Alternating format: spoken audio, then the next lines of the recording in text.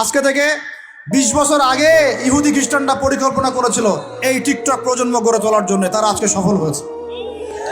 এখন আমরা যদি এখন চুপ করে থাকি, আগামী 20 বছর পর আপনি দেখবেন আরেকটা প্রজন্ম আসছে, এরা মানুষকে সালাম পর্যন্ত দিবে না। দেখে নিয়েন আপনি, 20 বছর লাগবে না, 5টা বছর যাক, তারপর দেখেন কি হয়। আল্লাহ, এরা কি এখন বাসায় ঢুকে বাবা মাকে সালাম দেয়? কারণ কোনো প্রতিষ্ঠান ওকে সালাম দেওয়া শিখায় নাই। স্কুলে না, কলেজে না, কোথাও সে সালাম দেওয়া শিখছে না।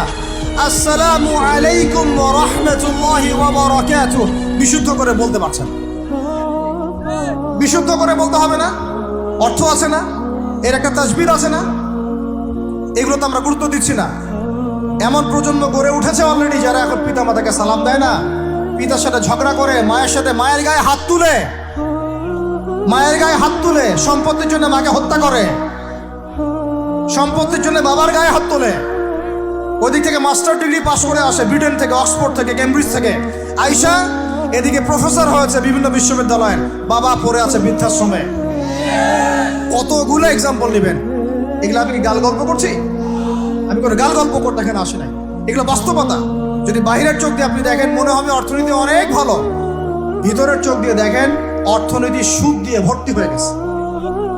এখন আমরা এই জায়গায় বসে বসে আপনি মনে করছেন যে আপনি মাশাআল্লাহ খুব পাক্কা মুসল্লি, হালাল খাচ্ছেন, নামাজ পড়তেছেন, তাহাজ্জুদ গোজার, জান্নাত কিনে নিয়েছেন মাশাআল্লাহ। অথচ আপনার অর্থনীতি সুদ ভিত্তিক, এবং এই সুদ ভিত্তিক অর্থনীতির আন্ডারে থেকে কোনো বেসরকারি ব্যাংক পর্যন্ত 100% সুদমুক্ত সিস্টেম দিতে পারবে না। ফুল স্টপ, খালাস।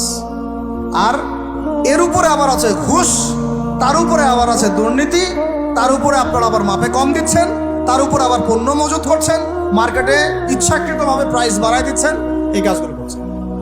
আমি শিক্ষিত একটা সমাজ পেয়েছি বলে কথাগুলো এভাবে মাহফিলে বললাম। এগুলো মাহফিলে কিন্তু আলোচনা হয় না। এগুলো কি মাহফিলে আলোচনা হয়? আমরা বিশ্বাস করি গাজীপুরের শহরের মানুষ, সব ঢাকার মানুষ, আপনারা সব বুঝেন, ইন্টেলেকচুয়াল অডিয়েন্স আছে নাকি। এই কথাগুলো খোলামেলা বলার কারণেই ওদের দ্বারা পালিত কিছু তথাকথিত শায়েখ আমার উপর খুব ক্ষিপ্ত। এর আকীদা ঠিক না, এর মানহাজ ঠিক না, লেকচার শোনা যাবে না, ইত্যাদি ইত্যাদি। ঠিক আছে, আমারটা শোনার দরকার নাই, তোমাকে শুনতে কে বলছে? তোমার শোনার ইচ্ছা করে না, তুমি শুনিও না। যাদের শোনার ইচ্ছা তারা শুনবে ইনশাআল্লাহ। আর তোমার মতো কিছু মুনাফিক না শুনলে আমার কিছু যায়ও আসে না ইনশাআল্লাহ। মুমিনরা যারা, তারা শুনবে, বুঝবে, ইনশাআল্লাহ ওরাই প্রজন্ম করবে ইনশাআল্লাহ। আর আমাদের ভুল হতে পারে, ভুল হলে সেটা ওলামায়ে কেরাম সংশোধন করবেন। ওলামায়ে কেরাম যদি আমাদেরকে বলেন এটা ভুল হয়েছে, অবশ্যই মাথা পেতে দেবেন।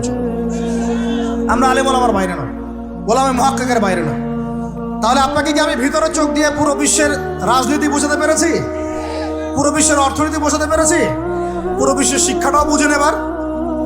আপনার কাছে মনে হচ্ছে পুরো বিশ্বের শিক্ষা খুব উন্নত, বাহ্যিকভাবে বস্তুবাদী ক্ষেত্রে উন্নত, মঙ্গলে যাচ্ছি, চাঁদে যাচ্ছি, স্যাটেলাইট পাঠাচ্ছি ইত্যাদি, তো এগুলো বস্তুবাদী উন্নতি।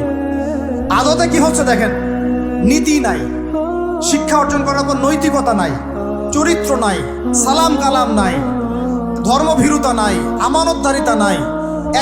একজন ডক্টর, সে মাশাআল্লাহ ডক্টর হয়েছে, হওয়ার পরে এখন সে দেখছি কসাই হয়ে গেল।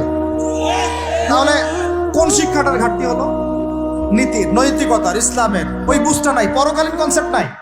একজন ইঞ্জিনিয়ার মাশাআল্লাহ, আপনি theta, sine theta, cos theta সব তো বুঝেন মাশাআল্লাহ। আপনি একজন আর্কিমিডিস থেকে শুরু করে পিথাগোরাস সব পড়ে ফেললেন, কিন্তু ইঞ্জিনিয়ার হয়েও তো আপনি চোর হলেন। তাহলে কোন শিক্ষার অভাব হলো বলেন?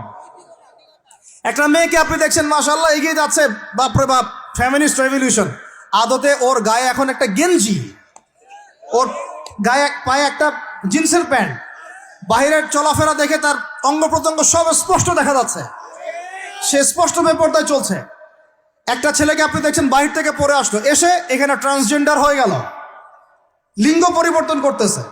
ছেলে পেলেকে দেখছেন এখানে ডিগ্রি অর্জন করেছে, কিন্তু মাদক ছাড়তে পারছে না, মেয়েদের সাথে জেনা ছাড়তে পারছে না, সমকামিতা ছাড়তে পারছে না। শিক্ষার সংজ্ঞাটাই বা আসলে কি তাহলে?